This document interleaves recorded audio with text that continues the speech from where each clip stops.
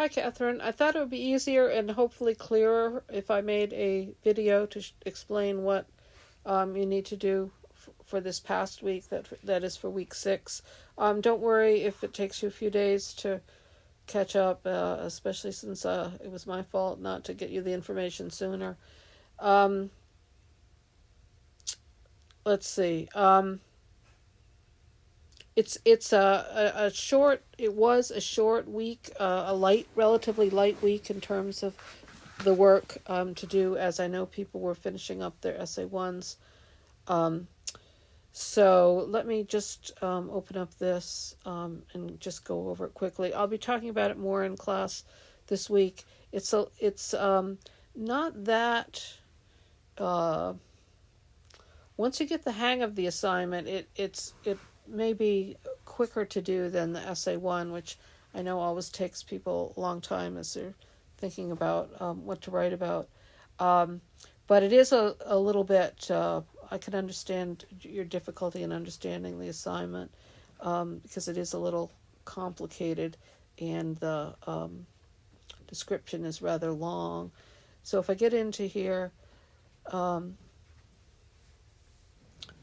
it's just taking a long time. Okay. So the first thing I had you do was read some information about finding and evaluating sources. I did not talk about this in any great detail in class last week. Basically, my method here was to give you some information to read and kind of throw you off into the water, so to speak, to see if you could swim. And see how people did with the information in order to give you the practice of finding some sources, and then we'll be doing a little bit of talking about talking in more detail about finding sources and evaluating some of the sources that people came up with. So that was sort of background material to read first that you'll then be applying in this third bullet point down here. The next thing was to look at the Essay 2 assignment. The rough draft of the Essay 2 is not due until next Sunday, so that looks like that is going to be the 24th, and I'll get that assignment up shortly, but working on that Essay 2 is going to be that rough draft of that will be your main thing for this week. My tablet is not very responsive. Let's see if I can get this to open up.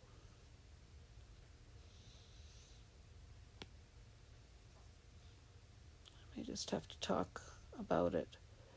I didn't talk in too much detail about the Essay 2 assignment, again, because the rough draft wasn't due until the end of this week. I call it a text wrestling assignment. That's a name I stole from UMass Amherst. The idea of it is it's a summary response essay. So you're given an article to summarize, and then you respond to that article. So that's the heart of the essay is half summary and half response. So in the summary part, you're trying to accurately, objectively capture the main points of the article in a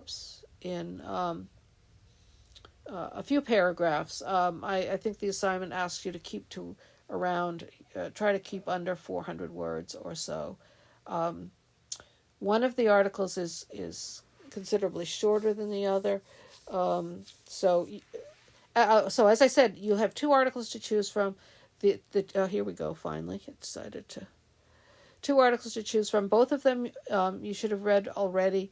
Rebecca Solnit's article and Hector Tobar's. Decide which one of those you want to write about. Think about length, but also think about which one you could most easily respond to and which one might be easier to summarize and to get, to develop a summary. Start with the summary that you've already done, and you may want to expand upon that. In the summary part of the essay, you're going to just, Solnit, you're constantly got your mind on what she had to say in her essay, or Tobar in his, not giving your own 2 cents. So first you summarize, then after that you respond. Now there are a lot of different ways to respond to an article. There are many of them listed here. It's not an exhaustive list, but it includes many of the ways. So you could agree or disagree. You could have some personal connection. You could talk about the implications of the article. You could talk about the article as identifying a problem that needs a solution, and you could suggest some solutions. You could talk about personal experience that related to the topic in the article. And there are many other options. You could critique the article. So decide what sort of a response you want to give, and as you're working on the rough draft, try to get that down. Again, try to keep the length of the summary and the response roughly equal. There may be some options for another sort of organization, but we'll talk about that in class. That's the bulk of the essay, but you also will need some kind of an introduction that introduces the topic of the essay, so you're not just leaping right into the summary without preparing your reader for what you're going to be talking about. So you'll have some sort of subject-related, topic-related introduction. Doesn't have to be too long. And then either at the end of that paragraph 1 or at the beginning of paragraph 2, introduce that you're going to be summarizing this article that you read and giving the information to the reader. And then you won't say that, you just do it. And then you'll do your summary. Then you'll have a transition where you move from giving the author's view to your view, and then you'll finish that, and then some kind of a conclusion that wraps things up. You don't want a summary conclusion, but something that kind of has a sense of closure. It's a little bit challenging with this type of essay. I have a number of student samples that I will put up here. I meant to do that already, but yeah, I will get that done tonight, so you can see what the thing looks like completed. Now, the other thing that ties into this research is hidden, but I think should make this red. You must also find and use at least one other source as part of your response, or I'm going to revise that to say as part of your introduction. So you might be doing some introduction and you'd like to be using some national statistics about something, or you'd like to be, something that introduces the topic. Or you might use it as part of your response, as a way to amplify your response, to get some, if your response includes questions, you might use your additional source to provide the beginning of an answer to that question. Or if you have a strong sense of agreement or disagreement or concern, you might use an additional source that explains or amplifies that response. So we'll talk more about how the additional source is going to fit in. Now, as you might be able to see, what this is really is a mini version of the research process. It's scaled down quite a bit because you're not initiating your own research question. You're responding to something that I give you, and it's within rather limited choice. But you are working with outside sources, one source given to you, one source that you find yourself. You may use sources, more than one of your own sources of your own finding if you so choose, but you're only required to use one other source. And then you have to do the process that any research with outside sources involves, that is, extracting information from the source, weaving it in with your own writing in appropriate ways, citing, telling your reader where that information comes from within your paragraph, and then composing a works cited at the end that's in MLA format. So there are a lot of details to but it's at a really scaled down level with minimal amounts of research and outside reading that you need to do. But we'll be talking in class about all of those things on Tuesday and Wednesday. I can't remember exactly which class you're in.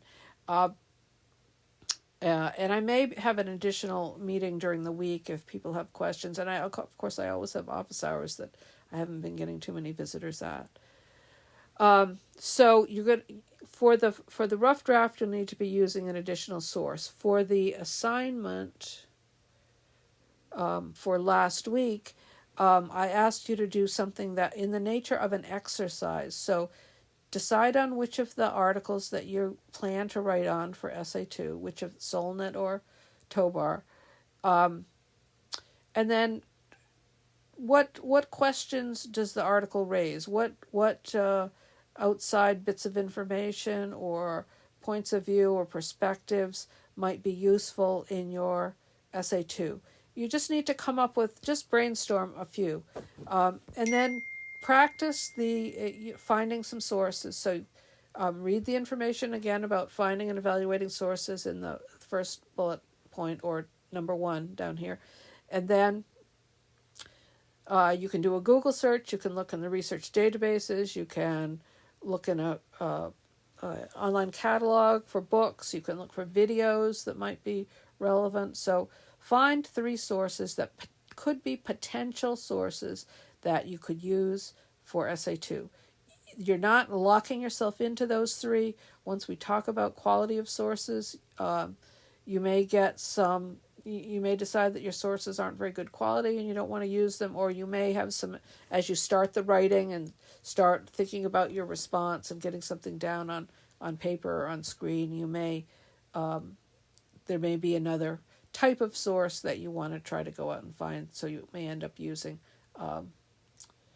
something else. But this is just to get your feet wet in the process of finding sources, so that when I talk about it this week, you've had some experience. I know most of you probably have had some experience with this already, but you've had some recent experience with this issue of finding sources, some practice with it, so that the information we talk about will be more meaningful, I hope.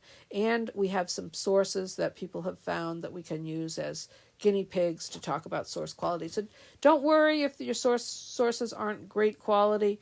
You're not necessarily going to end up using these. If something isn't of great quality, you might note that next to it. So what you'll need to do is find the 3 sources, open up a post that gives links to those 3 sources, or the information if not a linkable source. Like if it's a book, you would give the author and title, or a link to the Amazon page or something you could use. And then you don't have to read the whole source or watch the whole video, whatever it is.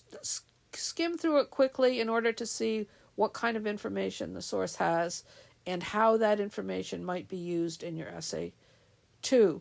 So for each of the 3 sources, a link, and then a couple sentences about what's in there, and how, maybe a little bit about how, just an indication of how you might envision using it, whether it's information that might be useful in a general overview of the topic that you might use in an introduction, or it's information that's, statistical information that you might use as part of a response, or whatever it is. Okay, so I hope that helps. If you have any additional questions, shoot me an email. Again, if you could get something up in a couple days, that would be just fine. Okay, talk to you soon.